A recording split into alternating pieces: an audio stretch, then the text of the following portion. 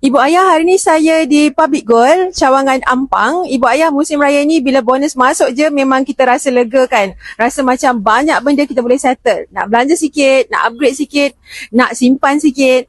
Jadi bonus raya tahun ni adalah peluang untuk ibu ayah all out buat simpanan emas untuk keluarga. Jadi macam mana kita nak gunakan bonus raya ni sebaiknya? Salah satu contoh baik untuk kita urus bonus raya tahun ni, 50% kita terus tukar jadi simpanan emas, 30% untuk komitmen, bayar apa yang perlu dan 20% baru kita gunakan untuk belanja raya.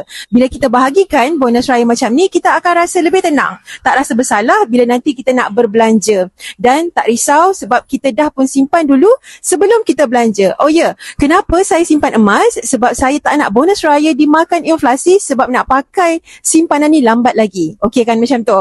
Apa pun, bonus raya bukan untuk habis belanja, tapi inilah peluang untuk kita kuatkan kewangan keluarga. Jadi jom ibu ayah, tahun ni kita all out buat simpanan emas untuk keluarga kita.